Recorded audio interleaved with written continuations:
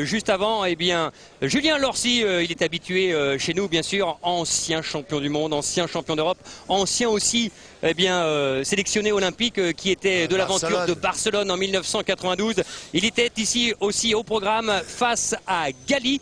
On a enregistré le combat pour vous passer les meilleurs moments. On retrouve les deux hommes à l'appel de la deuxième reprise. Julien Lorcy a mené les deux premiers rounds. Allez, début de cette deuxième reprise, Lorcy, Gali, l'Uruguayen à la boxe assez étonnante à ce niveau-là. Et en face, le sérieux de Julien Bobo Lorcy, voilà, qui l'a bien touché là, avec sa droite. Droite, crochet gauche. Il faut qu'il reste sobre comme il l'a été depuis le début du combat. Et l'ouverture viendra forcément avec la puissance qu'il a dans ses poings, notamment dans son bras droit. Bobo devrait trouver l'ouverture assez rapidement. Bobo a 28 ans, Bobo Lorcy qui reste un des espoirs de la boxe française au plus haut niveau, qui est dans une catégorie très difficile, hein, avec ce japonais Takeyama, qui est en possession de la ceinture que Bobo avait conquis il y a quelques années face à Jean-Baptiste Mendy. S'était fait battre, on s'en rappelle, par l'italien Zoff. Et puis Zoff s'est fait battre par Serrano. Et Serrano s'est fait battre par le japonais Akateyama. Alors ça tourne, il va essayer d'aller la chercher. Ce sera sûrement en juin au Japon ou à Paris. Bel enchaînement droite crochet gauche de Julien qui... Voilà, l'Uruguayen est tout à fait retors dans sa boxe. Il a des agissements un peu particuliers sur un ring. Ouais, et puis il a l'air de bien encaisser. Pour le moment, on ne l'a pas senti fléchir face à Bobo Lorcy, mais cette garde très très basse en permanence, c'est assez étonnant. Difficile pour quiconque de se mettre en valeur devant un garçon comme ça, devant un adversaire comme ça. Donc, on n'a pas choisi la facilité pour Bobo. Ouais, mais le temps risque de faire son œuvre. Parfait. La droite là vient de le mettre en difficulté. Oui, encore cette gauche qui arrive, et encore celle-là. Voilà, il est bousculé, je crois qu'il n'en veut plus. Bobo qui va essayer de le fixer, encore cette droite qui passe bien. L'Uruguayen qui souffle, qui saigne, qui est ouvert maintenant aux lèvres. Et qui continue dans son attitude. Ça, il faut réduire la distance à mi-distance pour pouvoir l'empêcher de se déplacer et de partir comme il le fait là. Et enchaîner comme il l'a fait parfaitement, Bobo, avec un travail qui débute au corps et qui termine à la face. En bout de course, c'est gauche, c'est direct du gauche, c'est jab.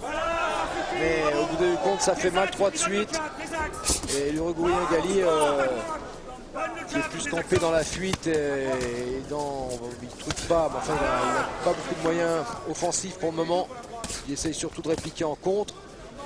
Il dure en mal malgré tout parce que on peut dire que la série qu'il a essuyée tout à l'heure dans son coin là-bas était efficace.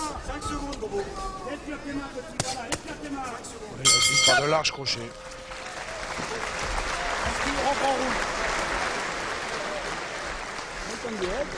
Tu le tues. Welcome direct. Bon, choisis la tête et qu'on jab du gauche, cherche pas de risque, on s'en fout, nous. Mais j'ai des jabs dans la tête. Pam, ça rend tout. Et après tu suis, après, voilà, c'est tout. Use-le avec ton jab, Bobo. Des axes, jab, des axes, jab. Sans trouver l'ouverture, mais d'accord. Cherche pas le contact de près, il est dangereux de la tête et tout. D'accord. Surtout après des directs du gauche, ta droite avec tout ça. Chaque fois que tu lui donnes, il n'est pas sur un direct, tu les cœurs. Vous avez entendu la passion du papa Lorcy dans le coin, toujours aussi passionné, toujours aussi attentif, toujours aussi près de son fils. C'est lui qui l'entraîne d'ailleurs, depuis certains à Rouen. Tout se fait en famille chez les Lorcy. Troisième reprise. Voilà, vous l'avez entendu, début de cette troisième reprise pour Julien Lorcy, culotte noire, qui mène très largement dans ce combat face à cet Uruguayen Wilson Gali, ancien challenger mondial pour le titre WBO. Donc un combat de haut niveau ici à la porte de Versailles, dans ce palais des sports. Et on allait dire c'est le sérieux contre le fantasque. Oui, c'est ça. Quand on voit la boxe de ce Gali, on peut se poser des questions, savoir si c'est vraiment un boxeur de ce niveau-là. Mais il a fait quand même un champion du monde devant Grégorian, qui est un champion qui est en place depuis un certain temps. Exactement, qui est encore champion aujourd'hui avec cette ceinture et puis qui reste sur une défaite, mais qui avait été très discutée. C'était contre l'Argentin Sicurella, défaite au point. Sicurella qu'on connaît puisque ça avait été également l'adversaire de Julien. Et ouais, les garçons qui ont rencontré donc le même homme. Et Gali, un coup à droite, garde à gauche, pose garde. Il essaye de ne pas se faire fixer. Attention à cette tête en avant. Voilà, première intervention de l'arbitre. Il est dangereux malgré tout sur ces contre-attaques qui arrivent dans ne sait pas où. Heureusement, il n'est pas en appui donc lorsqu'il délivre ses coups. Et il est en permanence en déplacement. Il essaie plutôt d'éviter les coups de Julien. Donc moins efficace. Ça va être très difficile à fixer un adversaire comme ça, hein, parce qu'on doit se dire qu'est-ce qu'il fait. Il va partir dans quel sens, qu'est-ce qu'il va me faire. Et on peut apprécier le sérieux de Julien dans ce combat de préparation. Il faut surtout tomber dans le piège d'aller se battre. Voilà, il faut rester méfiant. Il vient de prendre un crochet gauche, Julien. Ça paraît anodin, mais qu'il ne faut pas prendre. Julien qui a abandonné son titre européen. Après l'avoir une première fois remporté, c'était en 96 face à Boris Sinitsyn.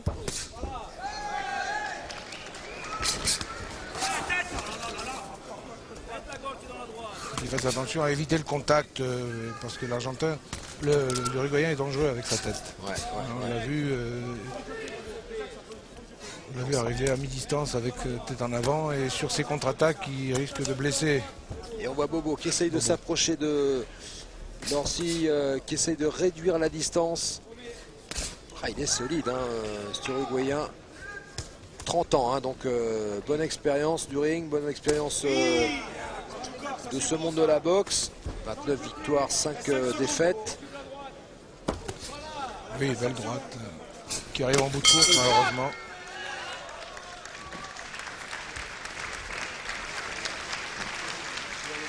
De la boxe.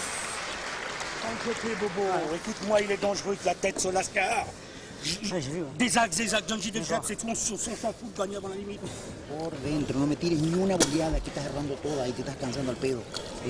Otra cosa, él te deja el hígado todas las veces cuando él tira. Et feinte, fais des feintes, tu fais Qui va Choumouni. T'as vu quand tu as feinté, tu lui as mis la droite et il s'est plus où la tête. Non, il n'a pas mis,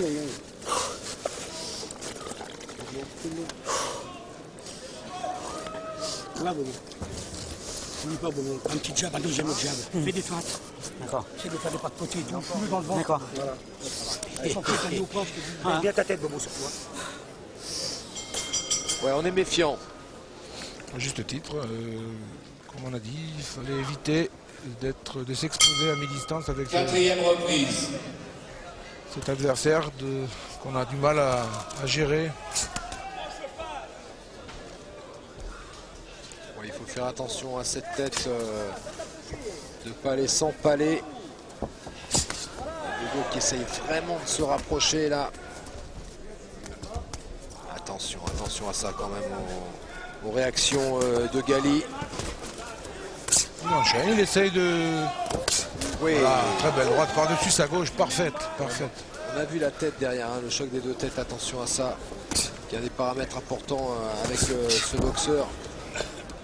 C'est vraiment, oui, cette droite elle est présente, mais vous voyez tout de suite derrière les deux hommes qui viennent se frotter. Front contre front. Quelque chose que Julien devrait éviter de faire parce que c'est lui qui risque d'être blessé dans la mesure où l'Uruguayen bouge et se déplace en même temps. Donc c'est lui qui est mobile avec sa tête et qui risque de le couper.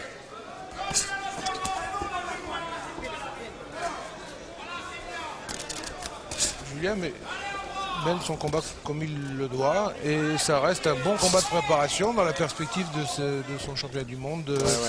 Parce que là, il est obligé de s'employer. C'est pas un adversaire qui tombe au premier coup de poing. C'est un adversaire qui pose des problèmes de placement. Et c'est des situations qu'il risque de rencontrer face aux Japonais. Ouais, le Japonais qui, à l'instar de Castillo, ce sont des hommes durs. Hein. C'est pas des félins, c'est des hommes bien campés sur leurs jambes qui aiment se faire mal, qui vont au bout d'eux-mêmes. Et Castillo, c'est les 2 matchs nuls de Bobo dans sa carrière, avec des combats absolument fantastiques, mais qui l'avaient marqué quand même par la suite. Oui, il a eu du mal à récupérer, mais il est bien, très bien revenu, Bobo. Ouais, il a eu un petit passage à vide avec cette étonnante défaite. On l'attendait contre Zoff, c'était au Canet. Et puis la chaleur, enfin il avait souffert dans cette soirée-là. Hop là, il y a un protégeant qui vient de voler. C'est le protégeant de l'Uruguayen qui, à mon avis, c'est un signe. Commence à marquer la fatigue puisque Bobo est sur lui depuis le premier round. Ouais, il engrange les points, Bobo. Voilà. Il est bien ce jab du gauche. Allez, il va y avoir un petit arrêt pour remettre. On remet ce protège-dents. Attention à ça. Il y a des réactions bizarres qu'on ne peut pas attendre. Bobo reste sobre, reste très bien couvert avec les bras à hauteur du menton. Et alors c'est marrant, vous allez voir peut-être tout à l'heure quand Gali sera de dos, il y a une petite ficelle qui pend avec, on dirait, une madone. Vous voyez, vous le voyez là, un truc. Ouais, il a une espèce de petite madone. Voilà, et les boxeurs qui se respectent en cette fin de 3e round. C'est très bien, continue comme ça.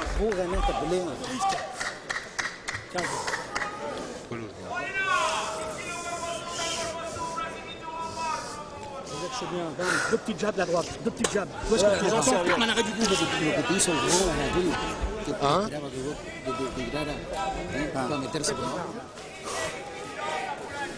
Cache pas le contact, il est dangereux avec sa tête, avec ses coudes, avec tout. Tous les directs, tous les directs. Il a des go trinks avec les directs, il a des Des boules roules pendant 30 secondes ou 40 secondes, il y va, après c'est... Lève bien tes mains au début à chaque coup. Lève bien tes mains. Allez.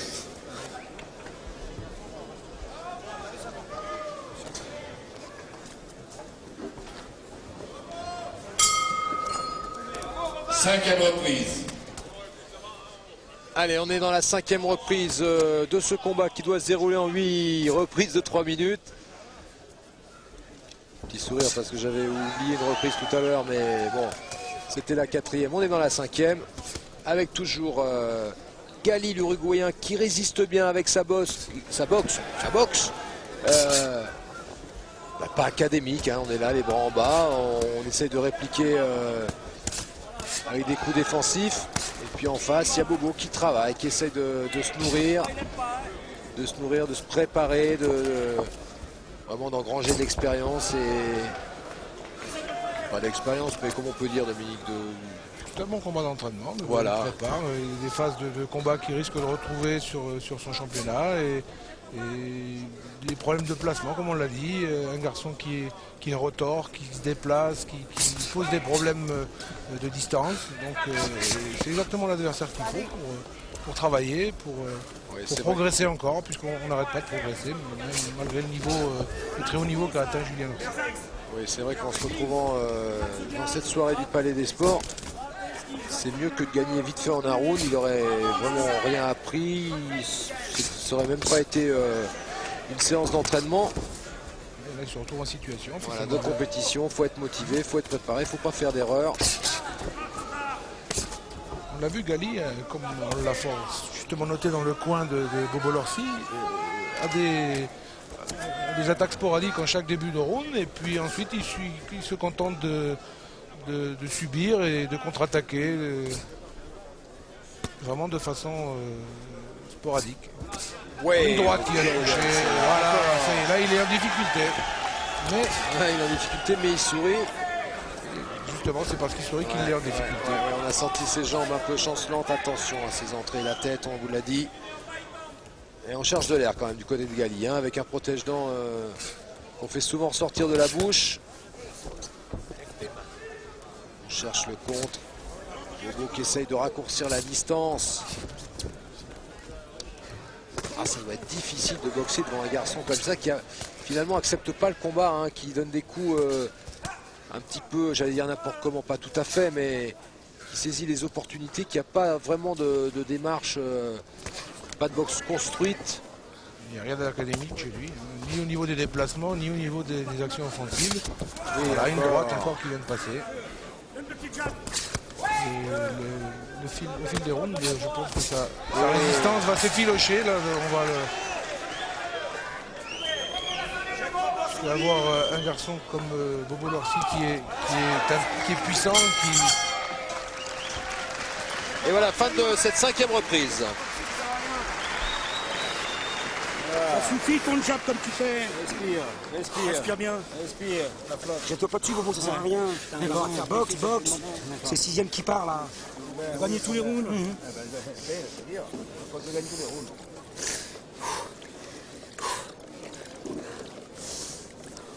Essaye de le faire frapper un peu dans le vide, maintenant tu remises derrière. Fais des petits retraits, laisse-le frapper dans le vide.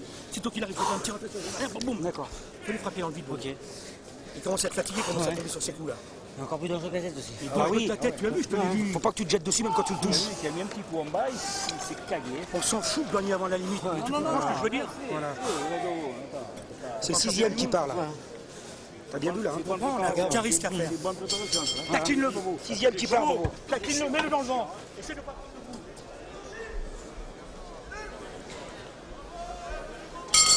Sixième reprise. Allez, on est dans la 6e avec la domination pour le moment à chaque round de Bobo Lorsi, mais quand même un peu d'inquiétude quand les deux hommes se rapprochent avec le danger de Gali qui est assez fantasque et dont on a un peu de mal à lire la boxe et les intentions, et puis surtout ses coups de tête. Mais bon combat de préparation pour Bobo, qui touche beaucoup, hein, Dominique, avec sa droite notamment. qui boxe parfaitement face à un adversaire, comme on l'a dit, difficile. Devant lequel il est difficile de se mettre en valeur, et lui arrive quand même à se mettre en valeur. Donc c'est que quelque part il est à son meilleur niveau du moment. Donc et c'est bien dans la perspective de ce qu'il envisage, donc de rencontrer les Japonais pour le titre WBA. C'est très très bien, c'est un très très bon combat qui va l'aider dans sa préparation. Encore cette droite qui touche de plus en plus. L'ouverture est la main basse, mais on voit Gali qui a quand même un peu remonté ses mains dans ce round, hein, et il va en avoir peut-être un peu assez de... Mais il prend toutes les droites malgré tout, hein. Il a la main gauche qui est... Et Bobo l'a vu. Et je pense que c'est de là que va venir le danger pour Gali. Il n'a plus trop envie de jouer. Vous voyez le petit coup de tête au passage. Bobo très sérieux, toujours à la recherche de la bonne distance. C'est le jab du gauche et derrière cette droite qu'il délivre avec sa puissance. C'est pas réellement un puncher, hein, Bobo, mais c'est quelqu'un qui érode, qui fait mal et qui fatigue ses adversaires au bout d'un moment. Il est précis, et la précision liée à la vitesse, ça remplace souvent le punch. On a vu Bobo à l'aise ce soir dans ses enchaînements. Il a été précis, c'est de bon augure. Wow, oui, quelle belle droite. Très belle droite. Et ouais, Gali, il va chercher un peu d'air avec ce compte en 8. Je pense qu'on arrive au bout. Voilà. Voilà, on vient de chercher dans son coin, il a pris pas mal de coups, regardez, il souffre, et Bobo Lorsi qui remporte donc pour son 50e combat, c'est pas rien, sa 46e victoire. On le retrouvera avec plaisir, on espère, contre le japonais Takeyama. Très bonne sortie, très bonne sortie. Et puis une grosse dépense. Voilà, succès donc de Julien Lorsi.